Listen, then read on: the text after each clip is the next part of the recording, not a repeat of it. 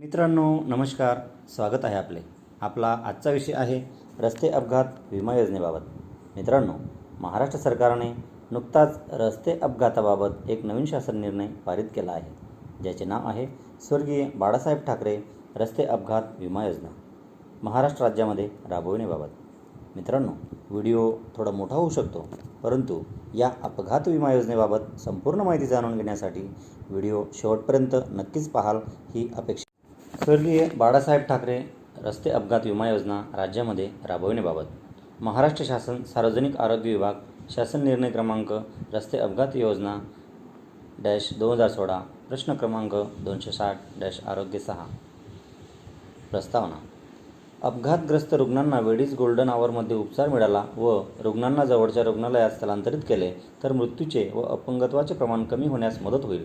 विशेषतः अस्थिभंगच्या रुग्णांना तांत्रिकदृष्ट्या योग्य पद्धतीने स्थिर करून स्थलांतरित केल्यास पुढील होणारे नुकसान टाळता येऊ शकेल। तसेच अपघातग्रस्त रुग्णास रक्तस्राव होत असेल व अशा रुग्णास वेळेवर स्थलांतरित केल्यामुळे रक्त व रक्तघटक मिळून रुग्णांचे प्राण वाचू शकतील। तसेच मेंदूला इजा झालेल्या रुग्णांना वेळेवर ऑक्सिजन देऊन व योग्य पद्धतीने स्थलांतरित केल्यास अशा रुग्णांचा मृत्यू व मेंदूची इजा कमी होण्यास मदत होईल। अपघातग्रस्त रुग्णांना वेळीच गोल्डन आवरमध्ये उपचार मिळावा व लवकरात लवकर जवळच्या रुग्णालयात स्थलांतरित करण्याचे उद्दिष्ट विचारात घेऊन दिनांक 16/9/2020 रोजी पार पडलेल्या मंत्रिमंडळ बैठकीमध्ये स्वर्गवासी बाळासाहेब ठाकरे रस्ते अपघात विमा योजनेस मान्यता देण्यात आलेली आहे। त्यानुसार राज्यात या योजनेची अंमलबजावणी करण्याची बाब शासनाच्या विचाराधीन होती। शासन निर्णय। राज्यात रस्ते अपघातग्रस्त रुग्णांना तत्पर गोल्डन आवर्समध्ये वैद्यकीय सेवा उपलब्ध करून देण्यासाठी स्वर्गीय बाळासाहेब ठाकरे रस्ते अपघात विमा योजना संपूर्ण राज्यात राबविण्यास मान्यता देण्यात येत आहे। सादर योजनेचे स्वरूप आणि कार्यपद्धती खालीलप्रमाणे राहील। योजनेचे उद्दिष्ट: अपघातानंतर पहिल्या 72 तासात रस्ते अपघात झालेल्या व्यक्तीस तत्पर वैद्यकीय सेवा उपलब्ध करून देणे। योजनेचे लाभार्थी कोण असतील? महाराष्ट्राच्या भौगोलिक सीमेतील कोणत्याही रस्त्यावर अपघातामध्ये गंभीररित्या जखमी झालेल्या व वैद्यकीय उपचाराची तात्काळ आवश्यकता असलेल्या व्यक्ती अधिवासाच्या अटीशिवाय या योजनेचा लाभ मिळण्यास पात्र असतील। औद्योगिक अपघात, दैनंदिन कामातील किंवा घरी पडलेले अपघात व रेल्वे अपघाताने जखमी होणाऱ्या व्यक्तींना या योजनेचा लाभ मिळणार नाही। तसेच द्विरुक्ती टाळण्यासाठी या योजनेच्या लाभार्थ्यास शासनाच्या शासन अंगीकृत उपक्रमाच्या अपघात प्रतिपूर्तीच्या इतर कोणत्याही योजनेचा लाभ मिळणार नाही। योजनेअंतर्गत देण्यात येणारे लाभ: रस्ते अपघातातील जखमी झालेल्या रुग्णांची परिस्थिती स्थिर करण्यासाठी लागणाऱ्या वैद्यकीय सेवा पहिल्या 72 तासासाठी नजीकच्या अंगीकृत रुग्णालयामधून 74 उपचार पद्धतींच्या माध्यमातून देण्यात येतील। योजनेअंतर्गत अपघातग्रस्त रुग्णास पूर्णपणे मोफत वैद्यकीय उपचारांचा लाभ देण्यात येईल। प्रति रुग्ण प्रति अपघात ₹30,000 पर्यंतचा खर्च अंतिम केलेल्या पॅकेजच्या दरानुसार या योजनेत अंगीकृत रुग्णालयास विमा कंपनीकडून अदा करण्यात येईल।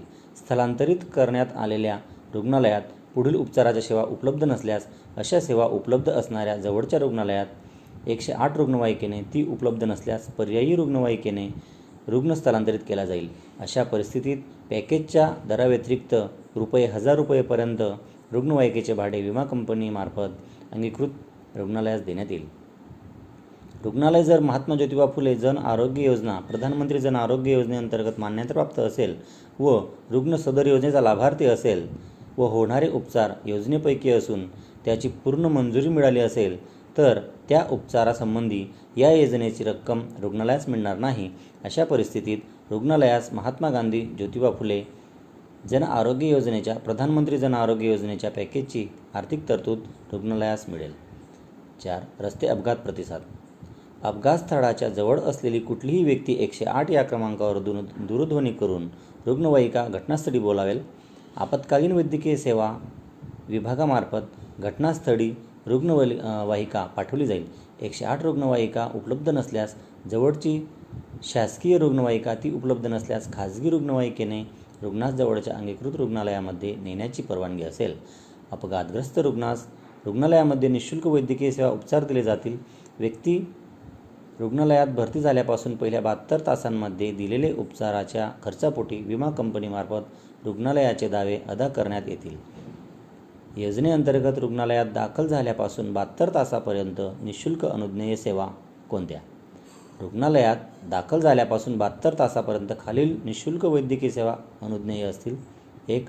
जखमेतून होणारा रक्तप्रवाह थांबविणे, जखमेस टाके घालणे तसेच ड्रेसिंग करणे असे प्राथमिक उपचार करणे. अतिदक्षता विभाग व वार्डमधील उपचार. अस्थिभंग, डेड इंजुरी, पाठीच्या मणक्याला झालेली दुखापत, जळाल्यामुळे झालेली दुखापत यावरील उपचार. अस्थिभंग रुग्णासाठी आकस्मिक परिस्थितीत लागणारे इम्प्लांट्स देणे. रुग्णास साधारण रक्तस्राव झाला असेल तर रक्त होल ब्लड देणे.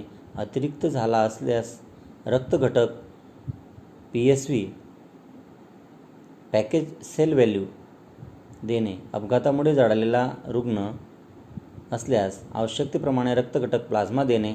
अपघातामुळे अतिरिक्त रक्तस्राव झाल्यामुळे आवश्यकतेप्रमाणे ताजे रक्त किंवा रक्तघटक बिंबिका देणे. तज्ज्ञांनी सुचवलेल्या 74 प्रोसिजर्समधील विविध तपासण्या व औषधोपचार. रुग्णांच्या रुग्णालयातील वास्तव्याच्या कालावधीत भोजन. 6. अंगीकृत रुग्णालये. इमर्जन्सी आणि पॉलिट्रॅनम सर्व्हिस देण्याची सोय असलेले सर्व शासकीय व इच्छुक खाजगी रुग्णालये तसेच महात्मा ज्योतिबा फुले जन आरोग्य योजनेमधील इमर्जन्सी आणि पॉलिट्रॅनमा सर्व्हिससाठी इच्छुक अंगीकृत रुग्णालयांना या योजनेअंतर्गत अंगीकृत करण्यात येतील. 108 रुग्णवाहिकेद्वारे किंवा ती उपलब्ध नसल्यास इतर पर्यायी अपघातग्रस्त रुग्णास अंगीकृत रुग्णालयात स्थलांतरित केले जाईल. अंगीकृत रुग्णालयांची GPS द्वारे मॅपिंग केली जाईल. उपलब्ध उपचार सुविधेच्या आधारे रुग्णालयाची लेव्हल 1, लेव्हल 2, लेव्हल 3 वर्गवारी करण्यात येईल. ही योजना विमा कंपनीमार्फत राबविण्यात येणार असून निविदा पद्धतीने निवडण्यात आलेली विमा कंपनी व राज्य आरोग्य हमी सोसायटी तसेच विमा कंपनी व इच्छुक रुग्णालये यामध्ये करार करण्यात येईल. 7. स्वतंत्र संगणक प्रणाली. ही योजना विमा कंपनीमार्फत राबविण्यात येणार असून विमा कंपनीस थर्ड पार्टी प्रशासक TPA नेमण्याची मुभा असेल. रुग्ण नोंदणी, रुग्णालय अंगीकरण, उपचारपूर्व मान्यता, दाव्यांचे प्रदान यासाठी संगणक स्वतंत्र प्रणाली विकसित करण्यात येईल. विमा कंपनीकडून अंगीकृत रुग्णालयास उपचारासाठी मान्यता 6 तासात दिली जाईल. तथापि अपघातग्रस्त रुग्णावर रुग्णालयाने उपचार सुरू करावेत त्यानंतर संगणकीय प्रणालीद्वारे उपचारास मान्यता घ्यावी असे अपेक्षित आहे. अंगीकृत रुग्णालयाने सादर केलेल्या दाव्यांचे प्रदान विमा कंपनीकडून 15 दिवसांमध्ये केले जाईल. विमा कंपनीने सादर करावयाच्या प्रीमियमबाबत अटी. विमा कंपनीने प्रति व्यक्ती प्रति वर्ष असा प्रीमियम सादर करणे आवश्यक राहील. दाखल होणारा रुग्ण संदर्भाधीन क्रमांक 5 येथील दिनांक 26/2/2019 शासन निर्णयानुसार महात्मा ज्योतिबा फुले जन आरोग्य योजनेचा प्रधानमंत्री जन आरोग्य योजनेचा लाभार्थी असेल, रुग्णावरील उपचार योजनेच्या उपचारापैकी असेल व रुग्णालय योजनेअंतर्गत अंगीकृत असेल तर रुग्णालयास या योजनेअंतर्गत पॅकेज रक्कम देय नाही. महात्मा ज्योतिबा फुले जन आरोग्य योजनेतील किंवा प्रधानमंत्री जन आरोग्य योजनेतील उपचारात समावेश. रुग्णालय अंगीकृत असणे, लाभार्थी महात्मा ज्योतिबा फुले जन आरोग्य योजनेतील, प्रधानमंत्री जन आरोग्य योजनेतील असणे या तिन्ही बाबी विचारात घेऊन खालील तक्त्याप्रमाणे 6 शक्यता असू शकतात. त्यानुसार शक्यता क्रमांक 1 ते 5 मधील बाबी विचारात घेऊन विमा कंपनीस प्रीमियमची रक्कम नमूद करणे आवश्यक राहील. पर्याय क्रमांक 1 महात्मा ज्योतिबा फुले जन आरोग्य योजनेतील किंवा प्रधानमंत्री जन आरोग्य योजनेतील उपचारासंदर्भात समावेश असेल आणि रुग्णालय अंगीकृत नसेल. याप्रमाणे हे 5ही बाबी आहेत. 9. कॉल सेंटरसाठी मनुष्यबळ. योजनेची माहिती प्राप्त करण्यासाठी तसेच सेवेविषयी तक्रार नोंदवण्यासाठी टोल फ्री क्रमांक असेल. योजना राबविण्यासाठी आवश्यक अधिकारी कर्मचारी वर्ग कंत्राटी तत्त्वावर राज्य आरोग्य हमी सोसायटीमार्फत नियुक्त करण्यात येतील. याशिवाय आवश्यक शासकीय अधिकाऱ्याची प्रतिनियुक्तीने शासनाकडून नियुक्ती केली जाईल. अंमलबजावणी पद्धत व यंत्रणा. अपघातग्रस्त रुग्णांना विमा संरक्षण उपलब्ध करून देण्यासाठी ही योजना विमा कंपनीमार्फत राबविण्याचे प्रस्तावित आहे. सदर योजनेची अंमलबजावणी यंत्रणा ही राज्य आरोग्य हमी सोसायटी वर्डी मुंबई असणार आहे. निविदा पद्धतीने विमा कंपनीची निवड करून विमा कंपनी व राज्य आरोग्य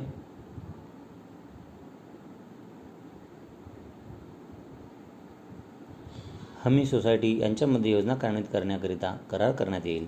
अपघातग्रस्त रुग्णांना वैद्यकीय उपचार पुरवण्यासाठी विमा कंपनी व इच्छुक सेवा पुरवठादार रुग्णालय यांच्यामार्फत करार करण्यात येईल. योजनेची अंमलबजावणी करण्यासाठी आवश्यक ते नियम तयार करण्याची जबाबदारी राज्य आरोग्य हमी सोसायटीची राहील. तथापि, योजनेच्या प्रभावी अंमलबजावणीसाठी आवश्यक ते बदल करण्याचा अधिकार शासनास असेल. राज्य आरोग्य हमी सोसायटीच्या अधिकार/कर्मचारी यांच्या वेतनावरील खर्च, कार्यालयीन खर्च आणि विमा कंपनीचा विमा हप्ता अदा करण्याचे अधिकार राज्य आरोग्य हमी सोसायटीस राहतील. 11. विमा कंपनीची निवड किंवा विमा हप्ता. सदर योजनेमध्ये अंमलबजावणीसाठी निविदा कार्यपद्धतीने सार्वजनिक क्षेत्रातील विमा कंपन्यांबरोबरच खाजगी विमा कंपन्याही सहभागी होतील. मात्र सार्वजनिक क्षेत्रातील विमा कंपन्यांना प्राधान्य देण्यात येईल. खाजगी विमा कंपन्यांच्या न्यूनतम दरात मॅच करण्यासंबंधी सार्वजनिक क्षेत्रातील सध्याची विमा कंपनी यांच्यामार्फत महात्मा ज्योतिबा फुले जन आरोग्य विमा योजनेत राबविण्यात येत आहे. या संदर्भातील अटी व शर्ती आणि निकष निश्चित करण्याचे अधिकार अपर मुख्य सचिव वित्त यांच्या अध्यक्षतेखाली विमा कंपनी निवड समितीस राहतील. विमा कंपनीस प्रतिवर्ष निश्चित केलेला विमा हप्ता अदा केला जाईल. Call centre. योजनेची माहिती प्राप्त करण्यासाठी तसेच सेवेविषयी तक्रार नोंदविण्यासाठी टोल फ्री क्रमांकासह कॉल सेंटर कार्यान्वित करण्यात येईल. योजनेची माहिती प्राप्त करण्यासाठी तसेच सेवेविषयीची तक्रार नोंदविण्यासाठी 24 hours/7 days टोल फ्री क्रमांक असेल. सध्या महात्मा ज्योतिबा फुले जन आरोग्य योजना व आयुष्यमान भारत प्रधानमंत्री जन आरोग्य योजना अंतर्गत कॉल सेंटर राज्यामध्ये आरोग्य हमी सोसायटीमार्फत चालविण्यात येत आहेत. म्हणून नवीन योजनेचे कॉल सेंटर प्रभावीपणे कार्यरत ठेवण्याची जबाबदारी राज्य आरोग्य हमी सोसायटीची राहील. अधिकारी व कर्मचारी. सदर योजनेची अंमलबजावणी व संनियंत्रण राज्य आरोग्य हमी सोसायटीकडून करण्यात येईल. त्याकरिता सोसायटी स्तरावर आवश्यक अधिकारी व कर्मचारी कंत्राटी तत्त्वावर नियुक्त करण्यात येतील. याशिवाय आवश्यक शासकीय अधिकारी कर्मचारी यांची शासनाकडून प्रतिनियुक्तीने नियुक्ती केली जाईल. समित्या. योजनेच्या संनियंत्रणासाठी खालीलप्रमाणे समित्या असतील. महात्मा ज्योतिबा फुले जन आरोग्य योजना व प्रधानमंत्री जन आरोग्य योजनेचे संनियंत्रण करण्यासाठी माननीय मुख्य सचिव यांच्या अध्यक्षतेखाली नियामक परिषदेची स्थापना संदर्भाधीन क्रमांक 3 दिनांक 21/9/2018 शासन निर्णयामधील परिच्छेद 4 नुसार पुनर्गठित करण्यात आलेली आहे. सदर नियामक परिषद या योजनेसाठी देखील लागू राहील. योजनेच्या स्वरूपानुसार संबंधित विभागाचे अपर मुख्य सचिव, प्रधान सचिव यांचा समावेश सदस्य म्हणून नियामक परिषदेमध्ये राहील. महात्मा ज्योतिबा फुले जन आरोग्य योजनेअंतर्गत दिनांक 16/9/2016 च्या शासन निर्णयान्वये अपर मुख्य सचिव यांच्या अध्यक्षतेखाली विमा कंपनीची निवड करण्याकरिता नेमण्यात आलेली समिती या योजनेसाठी देखील लागू राहील. योजनेच्या स्वरूपानुसार संबंधित विभागाचे अपर मुख्य सचिव, प्रधान सचिव यांचा समावेश समितीमध्ये करण्यात येईल. याशिवाय राज्य स्तरावर या आरोग्य हमी सोसायटीच्या स्तरावर व जिल्हा स्तरावर विविध समित्यांचे परिशिष्ट ब नुसार गठन करण्यात येत आहे. सदर समितीच्या बैठका 3 महिन्यातून किंवा एकदा आवश्यकतेनुसार आयोजित करण्यात येईल. रस्ते अपघात विमा योजनेत उपचारास नकार देणे किंवा कमी दर्जाची सेवा देणे या अनियमिततेच्या बाबतीत अंगीकृत रुग्णालयाविरुद्ध संदर्भाधीन क्रमांक 3 येथील दिनांक 29/9/2018 च्या शासन निर्णयातील परिच्छेद 3 नुसार कारवाई करण्यात येईल. वित्तीय भार. सदर योजनेसाठी प्रतिवर्ष आवश्यक आर्थिक अनुदान शासनाकडून राज्य आरोग्य हमी सोसायटीत उपलब्ध करून देण्यात येईल. खर्चाचे अधिकार. राज्य आरोग्य हमी सोसायटीच्या अधिकारी कर्मचारी यांच्या वेतनावरील खर्च, कार्यालयीन खर्च आणि विमा कंपनीस अदा करावयाचा खर्च यांचे अधिकार राज्य आरोग्य हमी सोसायटीस राहतील. योजनेचा करार. योजनेची अंमलबजावणी करण्याच्या अनुषंगाने निवड केलेली विमा कंपनी आणि अंगीकृत करण्यात येणारी रुग्णालये यांच्याशी करार करण्याचे अधिकार राज्य आरोग्य हमी सोसायटीस राहतील.